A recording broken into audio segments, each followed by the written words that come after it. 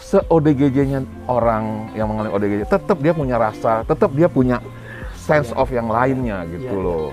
Orang ODGJ itu adalah orang yang benar-benar sudah tidak bisa menilai realitanya. Bisa jadi pemasukan itu nggak boleh kan ya? Sama sekali tidak boleh. Sama sekali. Kenapa? Kalau kita melihat orang lain, ini kayaknya ODGJ gitu, ini ODMK deh. Apa yang harus kita lakukan? OCD itu apa? Obsessive Compulsive Disorder. Apakah itu termasuk penyakit kejiwaan? Giveaway dari Pak Haji Bamba. Guys, giveaway-nya nih ada 1 sapi sama 1 kambing buat lu semuanya. Titip ya, titip. Salurkan itu. Saya akan pilih 2 pemenang, 1 sapi dan juga 1 kambing. Subscribe channel saya 4. Oke, nanti dipilih, dikirim sapi dan juga ada kambing untuk semuanya. Ikut giveaway-nya. Di tengah maraknya informasi mengenai apakah teman-teman ODGJ ini bisa kena COVID atau tidak, dan juga di tengah maraknya tentang penyebutan teman-teman kita ODGJ yang disebut gila, beberapa artikel juga menyebutkan dan juga membahas tentang itu. Hari ini gue undang dokter ahli kejiwaan untuk ngobrol menjelaskan hal itu. Ini dia The Hakim Story Podcast. Hai, assalamualaikum guys. The Hakim Story kali ini insya Allah bisa memberikan ilmu yang banyak sekali. Jadi walaupun mungkin durasinya agak panjang, tapi gue yakin ini bisa diambil manfaatnya banyak sekali. Terinspirasi dan mungkin apa yang kita bicarakan ini terjadi dengan lu semuanya. Gue juga takut nih, karena kita akan berhadapan dengan ahlinya.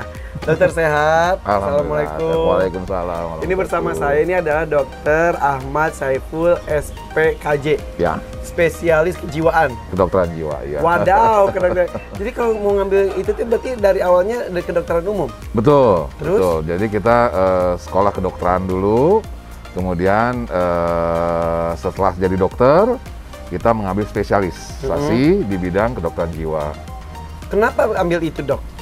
Nah, itu selalu pertanyaan jadi saya bingung jawabnya karena emang dari awal saya kalau ditanya gitu, termasuk waktu saya masuk ke dalam ini ditanya sama pengujinya, kenapa kamu ngambil ini? Saya jawabnya nggak tahu, kan saya pengen aja gitu. Itu panggilan jiwa ya? Barangkali gitu. Iya, karena kan kalau dokter itu spesialisnya itu bisa kandungan. Betul. Bahkan sekarang tuh kecantikan ada ya? Ya. Apa namanya? Kedokteran kulit dan kelamin tapi ya. Kosmetik ya. Ini kok kosmetik iya, arahnya. Jadi biasanya orang itu kan yang di spesialis tuh biasanya ya, gue nggak ini biasanya tuh ngambil kedepannya bagus nggak nih, komersil nggak nih gitu ya. Maksudnya karena kita realistis juga. Tapi ini kejiwaan itu kan sebetulnya menarik sekali ya, menarik karena unik, nggak semua orang mau masuk situ ya. Iya betul Mas Irfan. Memang sampai dengan saya masuk tahun 98 itu memang bukan bidang yang diminati orang. Dan saya tahun 2000-an ketemu dengan teman-teman dari Obsgyn, spesialis kebidanan. Dia tanya, psikiater berapa jumlahnya? Terus saya bilang, sekarang tahun 2000-an itu katanya, saya bilang itu sekitar 600-an. Lo tahu nggak? Obsgyn tuh 600 sama Jakarta doang. Jadi se-Indonesia tahun 2000, psikiater cuma 600. Satu Indonesia 600. Sementara dokter kandungan itu satu Jakarta 600. Jadi betapa banyak diperlukan dokter-dokter kejiwaan. Betul. Oke. Jadi dokternya dari mana? Di mana? Saya dari UI. UI, kedokteran UI. Spesialisasinya juga UI. Ya. Oke. Ini akhirnya memilih kejiwaan. Saya mau nanya lagi. Bedanya psikolog dan psikiater itu apa? Ini saya nanya umum dulu karena biar jelas. Oke. Sebenarnya hampir sama ya psikolog dengan psikiater. Kalau gampangnya gini, psikolog, teman-teman psikolog tidak boleh memberikan resep obat. Oke. Tapi pendekatannya hampir sama. Oke. Pendekatannya hampir sama. Jadi di psikolog juga banyak kecabangannya yang hampir sama dengan kita tuh psikolog klinis, teman-teman psikolog klinis. Itu memang mereka memahami mengenai fenomena kejiwaan dan kadang kita juga bekerja sama dengan mereka karena mereka tidak memberikan resep obat. Oh, jadi secara umumnya kalau psikolog itu teman curhat, ngasih support, ngasih masukan-masukan. Ya. Psikiater tuh selain teman curhat, masukan, tapi juga bisa Ada ngasih obatnya, resep. Oke. ya. Jadi guys, gue tuh kenal dengan dokter Saiful ini tuh. Awalnya kan gue tuh pernah ngobrol dengan Yova. Ya. Gue kaget gitu. Ini mahasiswi UI bisa kena ODGJ dulunya Betul. gitu. Kena lagi, bukan kena sih ya. Ya bukan kena ya. Ya Mengalami ODGJ waktu SMA, kaget. Nah akhirnya Yova mengajak saya itu buat ikut sebuah seminar webinar. Salah satu narasumbernya adalah Dokter Saiful. Akhirnya udah dari situ gue langsung tertarik sekali. Maaf kalau saya ngomongin gue lu. Nggak apa-apa. Suka keceplosan, maaf. Nggak apa-apa. Oke, Dok, jadi kan gini. Aku tuh kan suka sering banget mengambil konten, apalagi di The Hakim Story ini, teman-teman ODGJ. Ya. Karena ya itu kalau ditanya, teman-teman saya bilang gini, ngapain sih lu? Buat apa sih? Ya entah kenapa ada kebahagiaan tersendiri ketika kita tuh berinteraksi dengan mereka. Takut ya betul ya. Betul. Ada kebahagiaan ketika mereka tuh bisa luluh, bisa percaya kepada kita. Betul. Apalagi goalnya adalah ketika kita bisa mempertemukan mereka dengan keluarganya yang mencari ternyata selama ini. Itu tuh luar biasa, Dok ya. Betul benar. Jadi gimana gitu? Ada ini sendiri ya, ada ya itu yang nggak bisa kita bayangin, memang bahagia banget gitu ya. Iya betul. Karena tadi saya juga ngobrol-ngobrol, saya benar-benar terkesan dengan lihat YouTube-nya Mas Irfan karena bukan apa-apa Mas. Saya dia bilang bahwa memang buat saudara-saudara kita yang mengalami ODGJ, obat perlu, tapi obat bukan satu-satunya bukan satu-satunya solusi. Tapi justru pendekatan yang Mas Irfan lakukan dengan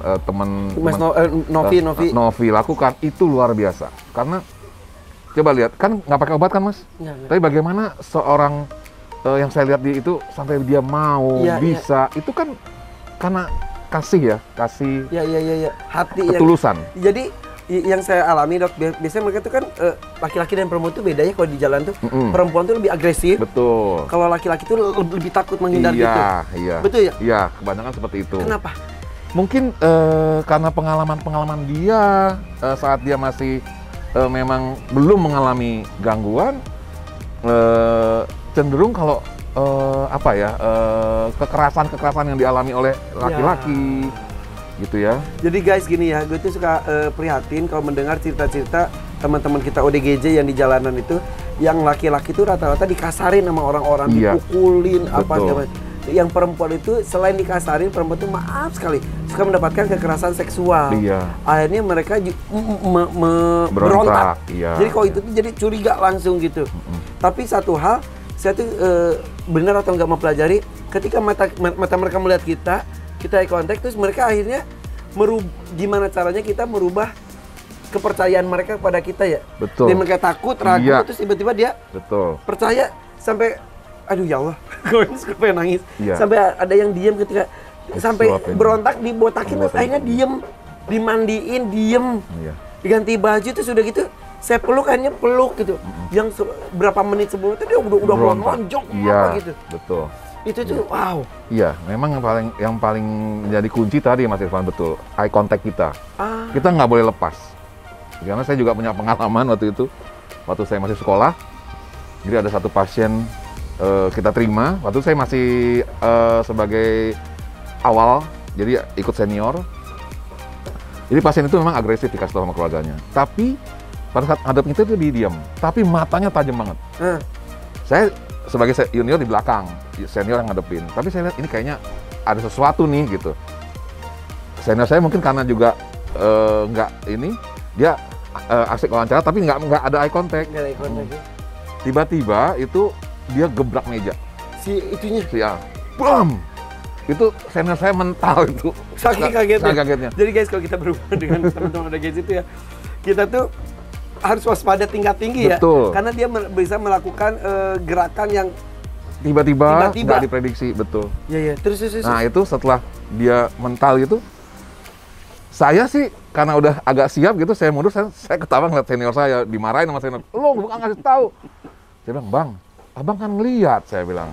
Karena bukan apa-apa, begitu abis dia bam gitu, ketawa tuh dia. Si itunya ODGJ-nya. Karena ngelihat itu ketawain itu saya. Diketawain sama ODGJ. Iya. Terus artinya kan kita masih lihat di situ bahwa se-ODGJ-nya orang yang mengalami ODGJ tetap dia punya rasa, tetap dia punya sense of yang lainnya gitu loh. Oke. Jadi gini, kalau saya diwawancara orang ya, ke wartawan itu, apalagi wartawan online sekarang, gue curhat aja sekarang ya dok ya. Kadang-kadang gini, terus pas itu gini, terus lagi ngomong dia gini, ngetik, ada yang sambil main HP, itu tuh sakit hati maksudnya. Lu mau ngajak ngomong gue nggak sih gitu kan? Iya, betul. Begitupun ODGJ. Iya, ternyata mereka bukan kehilangan sama sekali apa-apanya, enggak, ada sense itu ada. Bahwa dia, lu perhatiin gue dong gitu. Memanusiakan manusia. Iya. Itu selalu kalimat itu yang saya pegang. Iya. Mereka juga manusia, mereka punya rasa. Betul. Bahkan kemarin saya hampiri ODGJ pas lihat saya dekat gitu, dia nangis, tiba-tiba nangis. Nangisnya tuh deras banget. Tapi kayak kemarin gitu ODGJ gitu OT sih. Nah, ODGJ orang dengan atau dalam? Orang dengan. Orang dengan gangguan jiwa. Ada lagi ODMK. Ya, orang dengan masalah kejiwaan. Dengan masalah kejiwaan. Bedanya apa? Data guys, ada ODGJ, ada ODMK. Ada OT, orang telantar sih. Ya karena telantar, tapi bisa lama-lama jadi ODGJ. Iya. Nah, ODGJ sama ODMK apa? Kalau ODGJ itu memang orang dengan gangguan jiwa. Artinya itu biasanya kita pakai untuk orang-orang yang mengalami bahasa kerennya ya Mas, itu skizofrenia. Ya jadi halusinasi. Jadi orang ODGJ itu adalah orang yang benar-benar sudah tidak bisa menilai realitanya. Jadi dia nggak tahu realita yang mana, imajinasi yang mana, itu ODGJ. Kalau kata Yova tuh ngambang gitu, Iya, betul. Yova bilang gitu benar. Kalau ODMK, orang dengan masalah kejiwaan, dia ada masalah kejiwaan, tapi dia masalah kejiwaan itu sampai mengganggu ke dalam kehidupan sehari-hari, tapi dia masih bisa menilai realita. Contoh, orang yang mengalami depresi, misalnya depresi akibat biasanya mengalami depresi akibat putus cinta. Atau yang kalau putus cinta ekonomi, atau sekarang ekonomi, sekarang pandemi ini banyak. Atau orang kecemasan, nah itu orang dengan masalah kejiwaan, tapi dalam taraf yang masih bisa dia berfungsi, karena dia masih ada daya nilai realitanya, gitu. Oke, dan itu yang bisa mengukur kita sendiri. Iya. Kalau orang lain, saya melihat ada orang, kan saya suka gini, kalau selama ini saya gini, ini ODGJ apa OT gitu doang. Iya. Ketika bisa berkomunikasi dia OT. Ketika dia nggak nyambung ODGJ. Iya. Nah tapi kalau ODGJ dan ODMK beda. Kalau ODGJ tadi Mas Irfan, kalau ODMK masih nyambung kita ngomong. Cuma kita ngeliatnya gini, dia mungkin udah mulai mengisolasi diri. Oke. Dia biasanya ngumpul, tapi kok ini si A selalu kalau kita ngumpul cuma berapa menit dia tinggal di tempat, terus dia menyendiri. Itu misalnya. Oh, itu bisa terjadi dengan lingkungan kita juga dong? Bisa. Jadi tidak selamanya ODGJ, ODMK itu yang nggak gitu? Enggak. Bisa yang, Iya, bisa. Artinya gini, tadi saya bilang kan, mungkin dia mengalami satu gangguan depresi. Mungkin tidak major, bukan minor, depresi ringan. Tapi dia sudah mulai mengisolasi diri, atau ansos. Iya, atau menjadi sensitif. Biasanya senang bercanda, tiba-tiba cuma digituin aja, terus dia... Itu penyebabnya apa? Banyak Mas, penyebabnya banyak. Yang jelas, kalau denger gitu jadi takut. Aduh, takut saya udah. Dan ini pasti yang nonton juga gini. Karena ketika aku ngobrol sama Yova, pada komentarnya gini, aduh, aku sudah seperti itu. Jadi alhamdulillah sih ada Yova, kemudian sini ada Dr. Saiful menyuarakan sesuatu yang bukan tabu ya. Kita tuh cenderung takut untuk masuk ke area sana gitu. Tapi kita suarakan, kita sebarkan supaya kita introspeksi ya. Betul. Dan bisa memperbaiki diri. Iya. Oke. Jadi penyebabnya bisa apapun, depresi. Bisa macam-macam, depresi itu bisa macam-macam. Jadi yang jelas saya selalu menyebutkan gini. Ini saya sendiri ya, bukan ini. Tapi mesti ada 4 faktor paling tidak. Artinya anggap 3 faktor. Orang itu sendiri, bagaimana dia berkembang, bagaimana dia tumbuh dan berkembang sejak kecil. Artinya pola asuh dan lain-lain. Kemudian sendiri, betul. Lingkungan bagaimana? Lingkungan dalam artian tempat dia besar, kondusif nggak untuk dia berkembang. Gitu. Yang ketiga memang keturunan. Itu keturunan. Iya. Itu menurun ya. Artinya begini, tidak mesti. Nah, karena yang saya bilang tadi bahwa sekarang yang salah kaprah gini, yang salah kaprah kadang-kadang mungkin kenapa jadi stigma takut dibilang keturunan. Enggak, keturunan bukan satu-satunya faktor. Tidak. Karena gini, saya sebagai contoh nih Mas Irfan, saya punya pasien kembar. Karena, Identik atau enggak? kalau perempuan sama perempuan identik dong. Bisa enggak juga sih? Bisa enggak ya? Tapi Ya kalau kembar, lihat ini jelas kembar. Ya. Tapi menurut saya identik kalau dengar cerita dari ibunya. Ya. Yang mengalami gangguan adiknya. Itu ODGJ. Maksudnya gini ya, kan kembar itu di rahimnya bareng-bareng, keluarnya bareng, Keturunannya lingkungannya sama dong. sama, Iya, keturunannya sama. sama dong. Tapi kondisi beda. Beda. Adiknya mengalami ODGJ, kakaknya enggak. Maaf, adiknya dokter. Yang si ODGJ itu dokter?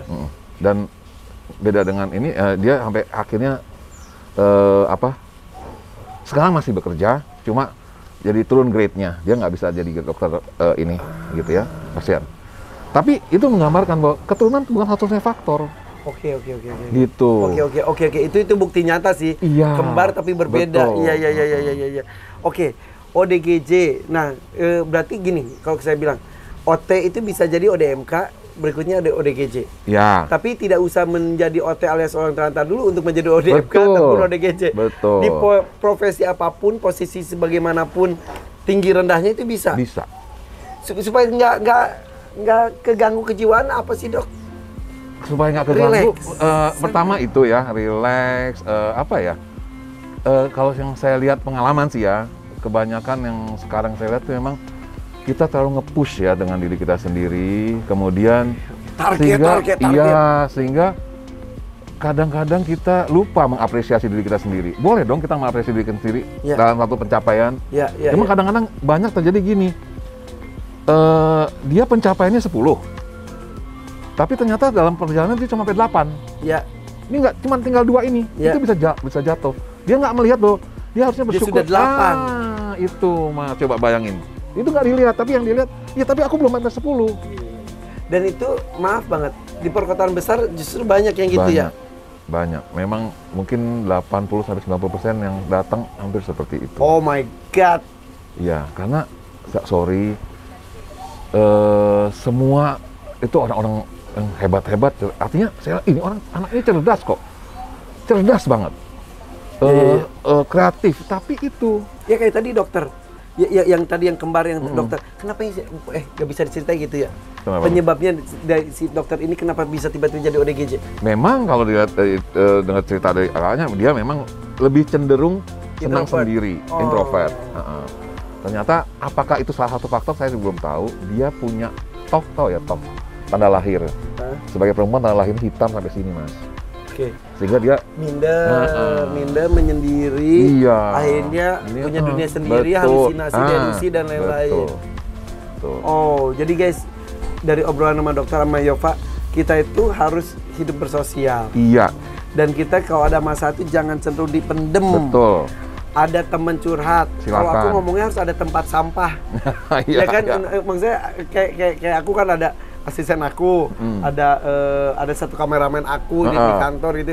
Itu tempat sampah aku gitu. Kalau aku lagi kesel ke dia, ini tuh bagus-bagus aja. Bagus. Kalau saya mengistilahnya agak halus dikit. Itu ventilasi lah gitu. Bukan tempat sampah. Tapi ventilasinya Mas Irfan. Ventilasi. Iya. Kan kalau ruangan mesti ventilasi dong. Kalau enggak kan pengap ruangan. Ya, jadi cahaya, udara. Iya. Betul, ventilasi kita. Oke, saya ngomongin tentang ODGJ lagi, dunia ODGJ. Beberapa karakter yang saya temui, Dok. Ada beberapa yang hobi ngiket-ngiket badan pakai tali, pakai kawat, pakai apa gitu. Kenapa? Jadi kalau itu gejala ya, Mas. Jadi bukan karakter tapi gejala. Gejala itu macam-macam, Mas. Gejala macam. Kalau kita tanya kenapa, kita mesti tanya sama dia ada riwayat apa sebelumnya. Nah, kalau dia sering mengulang, jadi kadang-kadang terjadi yang kita lihat, kok dia sering mengulang kegiatan itu ya. Pengulangannya itu jadi satu mungkin itu yang dibilang karakter dari Mas Irfan bilang, mungkin dulunya memang ini orang memang punya karakter yang sedikit obsesif kompulsif barangkali. Jadi sering mengulang-ulang kegiatan yang sama. Tapi kenapa dia mengikat-ikat? Itu mungkin simbol sendiri yang kita mesti tanya sama dia. Saya pernah nanya, kenapa diikat? Kata dia sakit. Jadi di otak dia, dia tuh sakit kepala katanya. Jadi dia ikat supaya nggak sakit. Terus ketika sakit lagi, ikat lagi gitu. Iya, jadi sugestinya dia dengan diikat hilang sakit kepala katanya. Iya, bisa terjadi gitu, Mas. Jadi tapi itu kan yang kita bilang bahwa realitanya nggak gitu, tapi dia merasa seperti itu yang menolong dia. Itu yang juga kadang-kadang berbahaya tuh. Kalau kita nggak ini kan, kalau dia sampai terlalu keras. Ada yang sampai mau diamputasi dong. Iya. Udah ada yang krepek-krepek gitu karena ikatannya banyak banget. Betul, iya. Betul. Atau pernah nggak dia ngalami pemasungan? Bisa jadi. Pemasungan itu nggak boleh kan ya? Sama sekali tidak boleh. Sama sekali. Kenapa? Nggak manusiawi, Mas. Efeknya ke si orangnya? Nggak ada perbaikan. Karena gini, ini apa namanya? Ngapain sih di fasum gitu ya? Saya tadi cerita, saya pertama kali jadi psikiater saya di luar Jawa, Mas. Itu saya pernah nemuin sosok rasanya, saya naik perahu, dipanggil ke tempat dia karena anaknya sakit. Ternyata ada kayak kandang anjing, Mas, gini. Saya lihat nggak ada anjing. Ini buat apa sih? Itu Dok, kalau si dia Chinese ya, dia bilang si Ayong kalau lagi ini saya masukin sini. Hah? Ya. Sampai pada saat ketemu tuh badan bergompok. Kandang anjing? Ya. Mungkin nggak lebih besar dari ini. Jadi kalau lagi itu masukin ke situ? Iya. Terus saya bilang, Pak, sekarang udah ketemu saya udah kasih obat, saya minta ini dibuang. Saya bilang. Tapi nanti kok percaya deh Pak. Alhamdulillah dengan obat masuk, lebih tenang. Iya Dok, lebih tenang. Dan terakhir, mulai dagang. Si orang itu? Iya. Bisa mulai dagang. Ini karena alkohol. Ya guys, hati-hati ya, karena alkohol, karena narkoba itu bisa menjadi gangguan jiwa. Sangat mungkin, sangat iya. Karena otak yang dirusak kan. Betul. Jadi gangguan jiwanya itu bukan hanya dari sisi psikologis, pengalaman hidup, tekanan dan lain-lain, tapi secara organnya yang dirusak ya. Iya. Dan kalau udah gitu kan biasanya sih agak hopeless ya, gitu. Karena memang udah pasti ada yang rusak. Karena si fisik otaknya yang rusak. Iya. Tapi kalau ini kan gangguan fungsi. Artinya gini. Stimulusnya aja yang perbaiki. Iya, itu masih lebih gampang gitu ya. Oke, udah banyak banget mau ditanya. Kenapa orang gila? Maaf. Jangan sampai ngomong orang gila. ODGJ. Iya, ODGJ. Kenapa ODGJ suka telanjang? Itu sama. Jadi gini, dia kan sudah tidak bisa lagi menilai realitanya ya, Mas. Gitu loh. Jadi akhirnya sesuka-suka dia. Jadi dia sudah hidup dalam dunianya sendiri. Dia mau telanjang, dia nggak peduli. Dia nggak tahu bahwa aturannya Anda harus berpakaian. Itu nggak tahu. Kita yang harus tuntun lagi. Kita mesti tuntun lagi sampai dia menjadi biasa lagi berpakaian. Gitu. Sampai dia misalnya dia waktu dipasung makan karena nggak bisa dia gini, kita ajarin lagi bagaimana dia makan mesti pakai tangannya gitu. Itu yang pasung tuh ya, lo kebayang banget, kasihan banget ya. Karena kalau saya megang ODGJ pun ketika keras tuh dia lebih berat. Iya. Tapi awal keras lama-lama dia lembutin. Akhirnya dia ini juga. Betul. Makanya itu justru semakin keras, semakin dengan pemasukan tuh dia makin marah kan. Jadi ya saya tadi bilang mereka masih bisa rasa. Kenapa orang ODGJ dulu kita sering lihat diledek-ledek, akhirnya ditibuk-tibuk, dia marah? Iya. Ya pasti dong, dia manusia kok. Ya sih, hewan aja ditibuk masih marah dong, gitu. Iya. Kita pernah ketemu ODGJ, katanya dia hobinya timbuk-timbukin mobil lewat, timbuk-timbukin kaca. Iya. Dan saya tahu ceritanya setelah saya berhasil memandikan dia, membotakin dia. Kalau udah tahu dari awal sih udah. Gitu itu ya? Itu ya? Iya, jadi itu semua perilaku-perilaku yang nggak bisa dikontrol lagi sama dia. Ya, dia tidak bisa membedakan. Iya. Mungkin di bayangan dia yang dilemparin itu adalah apa? Betul. Oke. Karena kalau dari cerita Yova, kenapa Yova lagi? Karena Yova menjadi salah satu temen gue pernah ODGJ dan bisa menceritakan dengan lugas. Betul. Karena yang lainnya tuh kalau gue saya ajak ngobrol tuh, ya itu kadang ini. Karena belum nyambung ya. Iya. Aduh, suka lucu banget deh. Nah, kata Yova tuh memang katanya halusinasi dan delusi. Jadi tiba-tiba dia merasa dalam penyekapan tentara, merasa dirinya adalah seorang putri raja.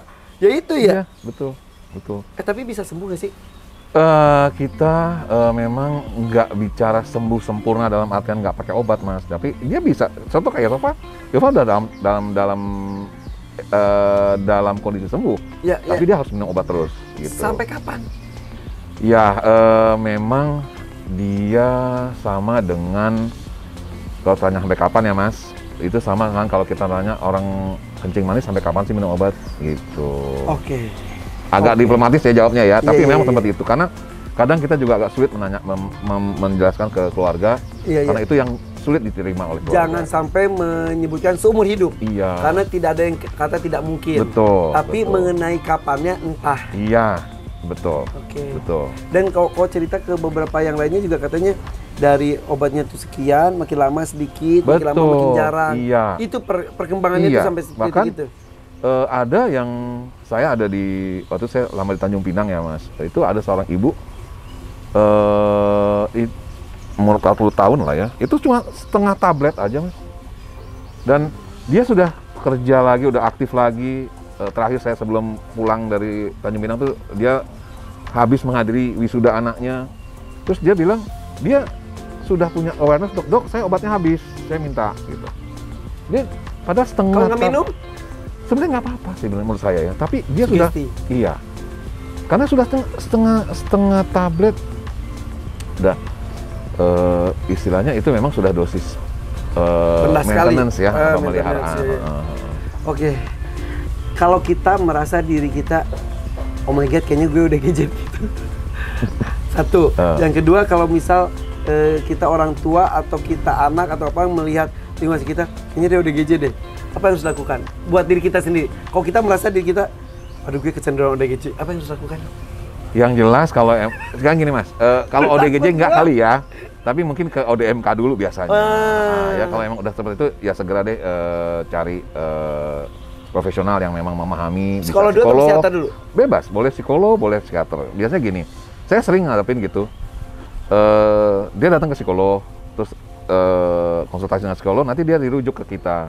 Terus jawab rujukannya, dok maaf nih saya temukan ada halusinasi. Oke. Jadi dari kita, kita terapi, nanti kita join dengan psikolognya. Gitu. Jadi hubungi ahli. Iya. Kemudian perbaiki diri. Betul. Perbaiki diri dalam arti itu sebelum ya pencegahan. Pencegahannya artinya bagaimana kita bisa menerima kita apa adanya. Mas Irfan sebagai Mas Irfan, jangan kadang-kadang kan terobsesi. Iya. Menjadi. Betul. Karena itu kan akan tampak disadari kita mempressure diri kita sendiri, kita push. Nah, tadi saya ngobrol juga, kalau fisik kita olahraga, capek kita tahu dong, capek berhenti minum dan macam. Tapi kalau mind kita, soul kita, jiwa itu kita maksain gitu. Masa sih nggak bisa gitu. Oke. Jadi ya udah mengapresiasi diri, salah satunya bisa kayak gini. Udah, alhamdulillah hebat kamu badanku, makasih, kayak gitu-gitu ya. Iya. Hebat, alhamdulillah sudah sampai level ini, bisa maksain. Yuk, tapi kita usaha lagi ya. Gitu. Di komen kayak gitu aja. Iya. Sudah cukup. Artinya itu kan hal yang mudah tapi sulit dijalanin bener kan gitu.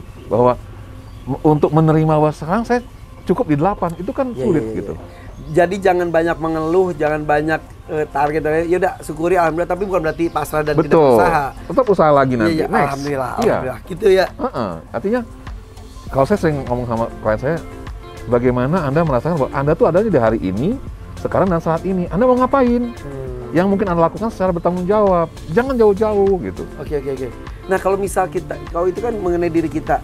Kalau kita melihat orang lain, ini kayaknya udah jadi gitu. Ini udah MK deh. Apa yang harus kita lakukan? Kalau ODGJ udah pasti Mas, udah pasti sebaiknya ke psikiater ya. Karena dia perlu obat. Tapi kalau ODMK sama, coba kita dampingi dulu. Kalau itu ke anggota keluarga kita lihat kok dia jadi makin sering menyendiri. Dirangkul. Jangan lo apa sih sedikit makin. Sama kan kayak gini. Ini saya dapat dari pasien, dari klien saya. Ada yang ngomong gini, saya heran dok sama keluarga saya.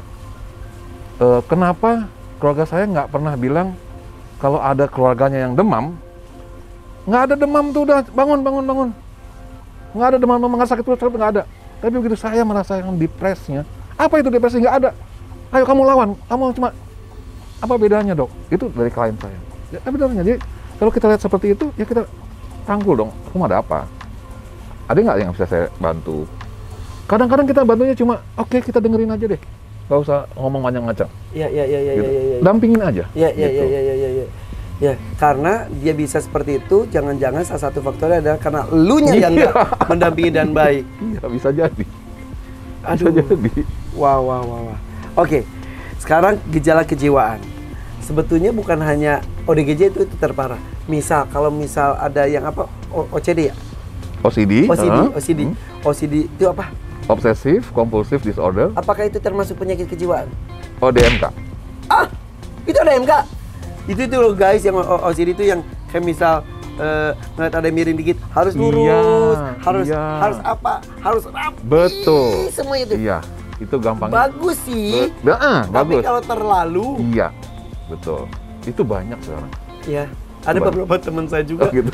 Itu gejala kejiwaan. Iya. Apa penyebabnya? Tapi gini, pasalnya gini, menjadi gejala kejiwaan itu apabila OCD itu sudah mengganggu buat dia. Gitu. Tapi kadang-kadang kan dia belum mengganggu gitu. Artinya gini. Yang tadi Mas Alfian bilang, ada orang yang bahwa kalau memang harus begini ya begini, nggak boleh begini, tapi dia tidak terganggu gitu. Yang terganggu biasanya orang lain gitu ya. Itu sih kita cuma nggak bisa apa-apa juga sih memang. Itu bawaan atau lingkungan? Lingkungan. Ya bawaan mungkin ada Mas, tapi biasanya lingkungan juga begitu. Ya, yang saya temukan secara ini biasanya orang tuanya juga begitu. Jadi terbiasa ke anaknya. Saya ambil contoh satu. Ada pasien juga, ibu itu sudah 40 tahun, sampai sekarang belum baik. Dengan OCD. Ibunya. Jadi dia perempuan, ibu. Jadi pada saat itu dia semua harus dia ngerjain. Jadi begitu misalnya keluarga ini mau pergi, dia yang harus beresin semua barang. Begitu sampai di tujuan nggak ada, itu habis tidak dimasukin. Habis begini. Nah itu jadi terobsesi dia, nggak boleh ada yang lupa, jangan ada yang jatuh. Dan sampai sekarang sudah agak ke arah ODGJ karena sekarang di keluhannya saya mulai merasa dari badannya ada yang jatuh, sehingga dia setiap kali ada sikap yang terutama uang, dia bilang dia setiap ke kasir tuh dia pasti cek ada yang jatuh nggak gitu. Dia kalau waktu saya masih di sana selesai konsultasi, oke, makasih dok. Dia berdiri, dia lihat dulu. Saya pernah bilang, Nyonya nggak boleh gitu. Kalau ke saya, Nyonya harus pulang langsung. Kalau ada barangnya saya anterin, saya gitu. Begitu mau gitu, nggak boleh. Kita mesti ingetin gitu. Tapi saya suka gitu dok. Kalau mau pergi kan lihat itu tapi jatuh. Tapi nggak berkali-kali kan Mas? Iya. Ini berkali-kali Mas. Nanti dia udah gitu, karena nanti sampai luar dia bisa balik lagi tuh. Make sure. Iya. Bukan make sure sebenarnya. Puas. Kuncinya itu. Bukan make sure. Dia tahu, tapi nggak puas kalau dia nggak lihat lagi. Jadi menggelitik itu, mengganggu. Iya, mengganggu. Bikin cemas. Nah itu sudah harus ke dokter. Contoh lain, karena banyak yang bangga dengan OCD-nya. Gue sih soalnya gue OCD, ya gue juga OCD, gitu-gitu. Karena merasa OCD itu keren, asik, karena dia itu bisa membuat semuanya rapi, teratur, tertata. Betul, gitu. Oke. Makanya saya bilang itu bagus, tapi jangan jadi beban. Misal gini guys, misal ada nih temen gue tuh ke mall, terus ada ke supermarket, ada yang pada miring-miring dibenerin. Itu kan? Saya juga suka gitu sih sebetulnya. Gitu ya? Tapi kalau produk sendiri, misalkan saya cap kaki 3 gitu, kurang rapi, aku rapihin. Tapi nggak sampai saya mau gue rapihin. Iya. Ya temen aku tuh sampai, aduh ini nggak lurus, dilurusin sama dia semuanya. Gitu ya? Betul. Saya pernah kok. Dok, boleh dok? Maaf. Kenapa? Boleh dok saya beresin meja dokter. Bagus sih sebetulnya kan? Iya, bagus. Tapi kalau udah sampai kecemasan karena itu, iya. Jadi bisa, maaf, dia bisa, saya mau ngomong gila, terus dia bisa gila kalau melihat hal berantakan gitu. Iya. Tegang dia, tegang. Cemas banget. Makanya biasanya kalau saya pernah lihat di satu film ya, ini film edukasi, di luar negeri tuh orang-orang seperti itu dikumpulin dalam satu rumah. Rumah tuh berantakan banget. Dia nggak boleh beresin. Dan itu pasti tersiksa banget. Tersiksa. Ada teman aku tuh masuk ke toilet tuh, wah dia. Jadi dia mau buang air kecil aja dok. Lama dia gitu gosrek dulu tuh semua ke kamar mandi. Iya, betul. Itu dia usapin semua, disemprot-semprot gini. Iya. Itu OCD. Iya. Itu OCD, betul. Ya memang kalau mau jujur, kita ada sedikit lah dalam tatanan yang wajar obsesif. Iya. Saya juga suka gitu, begitu matiin kunci pintu mobil tuh udah belum ya? Udah belum gitu. ya? Nah, itu kan Dibuka lagi nih ini, dikocek-kocek dulu. Tapi kalau itu dalam artian kita sadari dan tidak berulang, ya nggak apa-apa menurut saya. Jadi bayangkan guys, kalau lu melakukan hal itu tapi penuh kesadaran, oke, lu bukan OCD, parah. Tapi ketika bayangkan posisi itu terus lu gini, dibikin panik, udah belum ya? Balik lagi bisa sampai nggak tidur, ini tadi udah belum ya? Iya. Itu. Iya. Lama-lama jadi ODGJ. Iya, memang gini. Enggak juga jadi ODGJ, teman itu 11-12 Mas. Iya, tipis. Iya.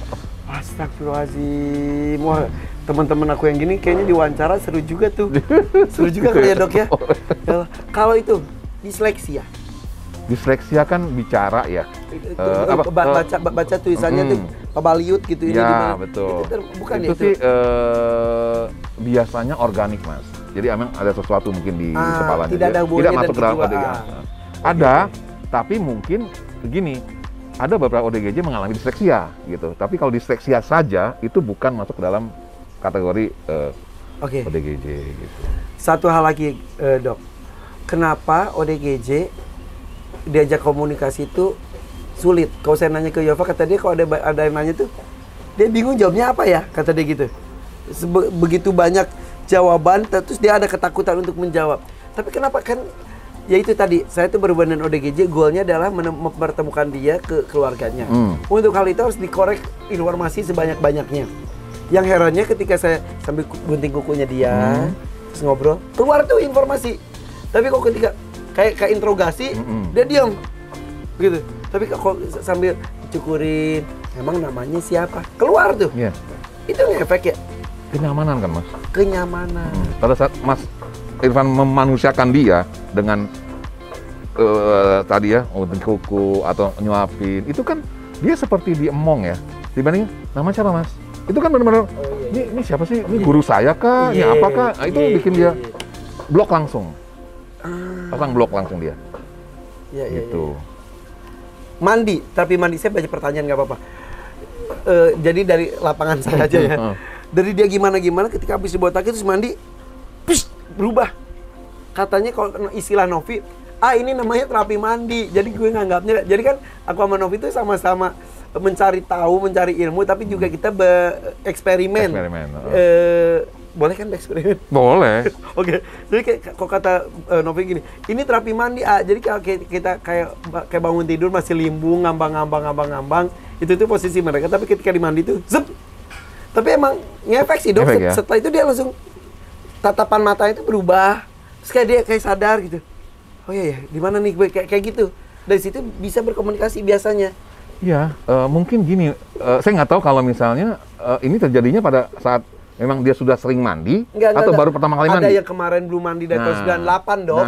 Saya mandi. Jadi kan ada satu sensasi yang lain dia rasakan. Selama ini dia nggak tahu itu apa. Tiba-tiba dia ada kesegaran. Kembali lagi dengan segar itu juga kita mandiinnya kan nggak sembarangan, dalam artian memang ada ketulusan itu. Iya betul. Bukan soal kita gosokin. itu memang akan membuat dampak buat dia, jadi kok ada, dia pasti ngerasain itu. Dia ngerasa itu pasti. Jadi akan berubah semuanya. Karena waktu saya ingat waktu saya belajar juga, itu saya kebetulan saya dapat pasien umurnya sekitar 16-18 tahun. Dan selama ini rupanya, ya itu, tidak dipasung, tapi ternyata di rumahnya ditaruhnya di loteng. Di Jakarta loh. Dan di loteng itu rupanya ada kandang burung dan burung-burung liar. Jadi harus dibawa ke kita, nggak mau turun tadinya. Jadi katanya si keluarganya kalau turun tuh, dia langsung ke bawah kolong meja. Memposisikan dirinya seperti di atas jadinya. Waktu dibawa ke kita juga gitu, kasihan. Rambutnya udah gimbal. Begitu kita mandiin sama perawat, kita mandiin ini, itu emang lain. Iya kan, betul lain. Kan? Jadi mungkin itu tadi, bayangin sekian tahun dia nggak mandi, bergaulnya dengan burung-burung aja, terus tiba-tiba dia dapat perlakuan yang aneh nih gitu. Itu di rumah? Di rumah sakit. Tapi sebentar, di rumah aja bisa gimbal? Iya. Apalagi di jalanan? Iya. Kenapa mereka suka gimbal? Bukan suka gimbal, itu kan debu semua, Mas. Iya Bukan sih. suka, Mas. Nggak pernah mandi, kita coba 2-3 seminggu nggak mandi, coba rambut kayak gimana? Saya nggak ada rambutnya ya. Masa sih, Dok? Tapi bener itu, ya Allah. Iya, Iya, itu kan karena debu segala macam, oli tanah. oli, keringat dia. Iya. Oh ya, ngomongin soal itu. Apakah benar ODGJ itu mempunyai bau khas? Gini, kalau bau khas betul barangkali ya, dalam artian gini, bayangin aja deh sama. Sebenarnya gini, khas tuh untuk ODGJ karena dia nggak mandi, ya kan? Oke. Keringetnya, Iya. memang khas baunya. Tapi ada satu sampai gini, aduh bau ODGJ aku bilang Iya. gitu. Jadi ada bau Pesing dan tertentu campur-campur. yang nggak bisa diceritakan gitu. Iya, betul. Jadi kalau aku udah nangin ODGJ tuh, udah nyampe mobil, aduh nempel ya. kayak masih nempel gitu di sini. Iya, betul. Itu Terus- kan bener Mas. Karena kalau bau pesing, bau kotoran, Iya. bau luka, Betul. bau keringet, Iya, bau biasa. kulit kepala itu ya ada lah. Ketebak ya. Nah, tapi ya herannya Novi itu luar biasa loh. Dokter nanti kapan-kapan ketemu Mama Novi Boleh, ya. heeh. Si Novi itu sampai beberapa ODGJ itu dibawa ke tempat tinggal dia, dimandiin dia. Ada yang sampai dimasukin kartu keluarga dia. Oh, Nah, namanya si Abah. Abah. Oh iya, iya saya pernah lihat tuh Abah itu Nah, ya. si Abah itu. Nah, Novi cerita, Abah itu udah dibersihin, udah di rumahnya dan lain-lain. Tetap ada bau. Oh gitu. Sampai dia masukin sauna, sampai digosrek, dia pakai tawas, apalah apa-apa. Masih ada. Terus kalau kata Novi mungkin makanannya salah satunya mungkin gak tau lah. Terus katanya ada bau khasnya banget, tapi by proses sekarang udah biasa, udah nggak berbau lagi. Tapi ketika proses itu katanya baunya tuh ada yang Nah, nanti gini dulu Mas. Gini. Kalau baunya itu ya khas. Seperti saya waktu pas lagi sekolah sekali lagi ya. Ya Kalau kan, saya ada bau tertentu betul, kan? betul. Kalau saya masuk bangsal jiwa, itu udah pasti khas baunya. Ya, Semua teman-teman saya yang nggak mau masuk bangsal jiwa. Karena emang khas banget baunya. Tapi yang tadi Novi bilang bahwa sudah dimandi segala macam masih berbau, apa bener masih bau atau mindset kit ini udah kerekam di sini baunya? katanya itu ruangannya juga ruangan dia tuh jadi Jadi, kamarnya tuh bau sendiri. Iya. Toh akhirnya hilang kan? Hilang tapi iya. lama-lama. Jadi Aku mikirnya apakah karena faktor kejiwaan menimbulkan apa sih, kan gini, manusia tuh punya aroma-aroma tertentu Ya. kan, aroma-aroma kayak kita lagi bahagia, gitu bener atau enggak ya? Kayak lagi bahagia, lagi itu ngeluarin aroma tertentu. Nah, apakah orang-orang dengan tingkat stres tinggi sampai jadi ODGJ itu menggunakan aroma tertentu tersebut gitu? enggak sih Mas. Enggak ya? Saya enggak. Jadi memang tadi kan dia sebenarnya Kebiasaan tidak- hidup dia mungkin Iya, perawatan dirinya gitu. Jadi memang nggak bisa merawat diri kan dia. Jadi buang air besar di mana-mana, buang air kecil di mana-mana, segala macam deh. Bahkan kadang-kadang macam-macam. Ya. Dan guys, sorry ya kalau gue pas lagi tanganin itu tuh, kalau gue sampai muntah-muntah, emang realnya seperti itu. Iya. Awalnya editor saya menghapus itu, gue bilang jangan masukin, biar orang tahu bahwa sebau itu. Iya. Kenapa Novi nggak muntah? Karena sudah seterbiasa itu. Nggak apa-apa. Tapi, Mas, betul. jadi pas sampai Novi pernah gini, sorry ya, yang ini juga gue nggak kuat. Jadi levelnya udah sampai ini. Iya. Jadi kadang-kadang dia, gitu. Iya. Karena guys itu tuh ya, mereka tuh ya kadang-kadang pipis di situ kering sendiri, beol di situ kering Iya, sendiri. Betul. Ya begitulah. Betul. Jadi wajar lah kalau kita memang ya itu manusiawi juga dong. Iya, Kita iya. memang itu. Jadi pasti akan Iya. Tapi yang bikin ngangenin adalah itu tuh air muka dan Iya. matanya dia tuh berbicara yang dimulai dari panik, Iya. takut, curiga, tiba-tiba dia yang kayak minta tolong gitu. Tuh. Terus ada ungkapan makasih walaupun dia nggak berkomunikasi. Iya. Kayak makasih ya kayak gitu. Jadi itu kan ada transfer emosi lagi kan? Iya. Transfer emosi. Iya. Apalagi kalau udah kita peluk, dia Iya. balas meluk. Aduh, itu tuh yang Iya. nagih istilahnya. Dan senang Betul. sekali. Kan saya bilang itu luar biasa ininya Mas Irfan sama Novi itu. Karena benar-benar udah praktek langsung. Ya nekat gak nekat, walaupun ya mau curhat nih dok, ada aja orang yang namanya juga netizen ya, ada aja orang yang bahkan bukan orang netizen saja, ada sebuah yayasan. Jadi gini, ini adalah kewajiban negara guys. Fakir miskin dan anak terlantar itu adalah tanggung jawab oleh negara. Dinas sosial, kemudian segala macamnya lah, itu sudah menjadi perangkat pemerintah untuk menangani itu semua. Betul. Nah kalau saya, teman-teman yang lain itu, ya termasuk Novi juga, itu hanya membantu pemerintah mengevakuasi teman-teman ODGJ tersebut, Betul. menginformasikan ke dinas sosial. Betul. Nah udah gitu dinas sosial juga kan menyalurkan ke yayasan-yayasan. Iya. Ada satu yayasan, saya nggak akan nyebut yayasan ini, saya curhat aja sekarang. Saya ambil dari Purwakarta, ke dinas sosial menyerahkan ke sebuah yayasan. Pagi-pagi yayasannya tiba-tiba kirim foto bersama dengan ODGJ yang saya selamatkan tersebut. Terus dia ngomong gini, Mas Irfan ini sudah ada di yayasan saya. Kalau Mas Irfan benar-benar tulus, Mas Irfan harus datang sini. Tidak hanya untuk konten saja, mereka tidak untuk dipertontonkan, bla bla bla bla bla. Terus kayak gini, innalillahi sampai gue gitu. Bapak kalau niatnya baik, mudah-mudahan Bapak prasangkanya juga baik. Gue bilang gitu. Maksudnya gini, orang-orang itu buat konten, itu buat ini. Demi Allah, kenapa saya masukin konten? Kenapa saya sebarluaskan? Supaya keluarganya lihat, keluarganya nemu. Kalau dia benar-benar lost gitu. Karena beberapa ada yang sudah hilang 21 tahun, ketemu lagi. Ada yang sudah berapa belas tahun, ketemu lagi. Dan itu tuh sebuah kebahagiaan gitu. Dan juga menjadi pembelajaran semuanya. Dia langsung menuduh gitu, menuduh. Terus akhirnya aku gituin kan. Saya tidak perlu datang ke yayasan Anda hanya untuk membuktikan niat baik saya. Dan aku bilang, kalau Anda tidak bersedia, boleh saya jemput tanpa kamera, biar saya ngurus. Terus saya minta maaf kata dia gini, oh enggak, saya cuma menguji kesabarannya saja, katanya gitu. Apaan sih? Kesel banget pagi-pagi itu. Tapi alhamdulillah akhirnya aku, daripada gitu setelah kita jadi ODGJ juga kan. Saya ketawa aja dikit. Aduh, nih orang nih maksudnya ya udahlah gitu. Ini orang emang prasangka buruk juga salah satu bentuk. Iya, harusnya sih. Ya itu yang nggak disadari ya. Ya itu. Akhirnya udah saya bawa ketawa aja.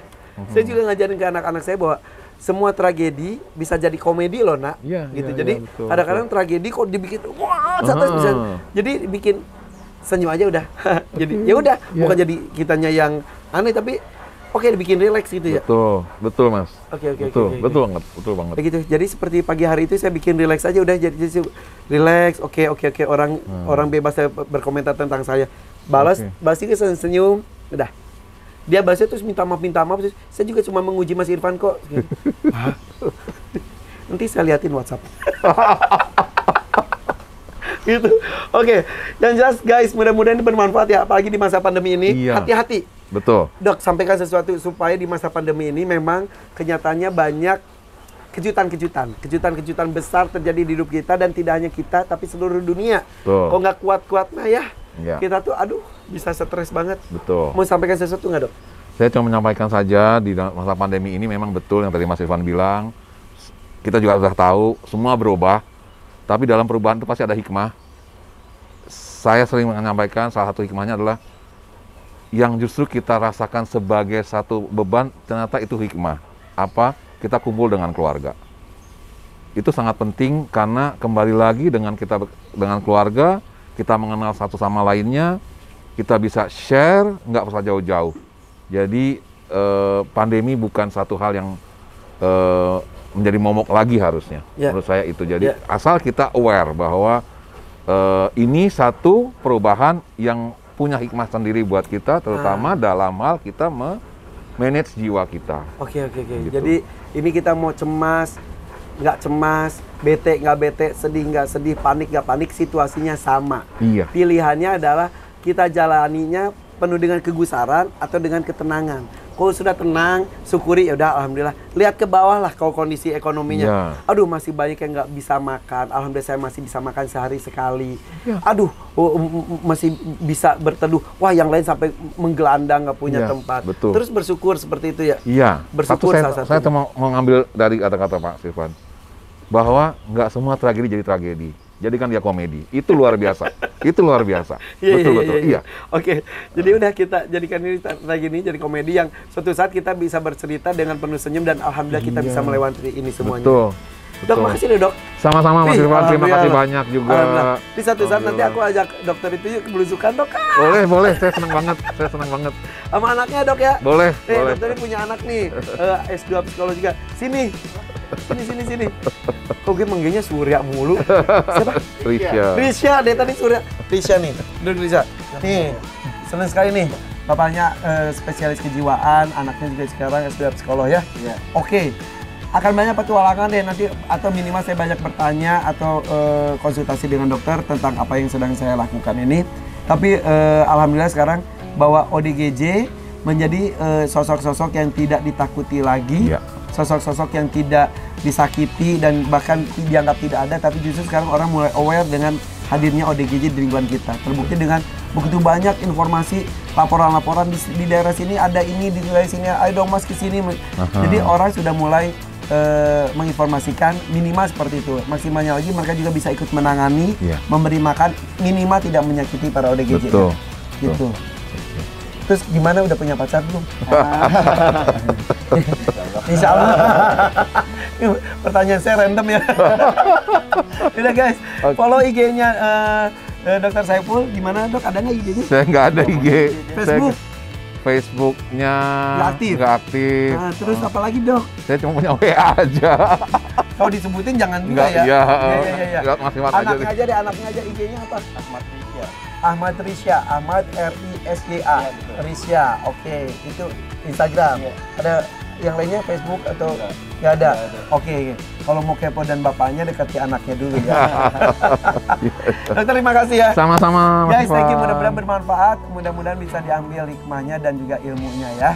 Oke, tidak usah menunggu menjadi ahli untuk mempunyai hati. Ayo lakukan saja sepenuh hati untuk menyelamatkan teman-teman kita yang benar-benar kehilangan arahnya di jalanan terutama ya. Ya. Oke, thank you, bye-bye. Assalamualaikum. Waalaikumsalam.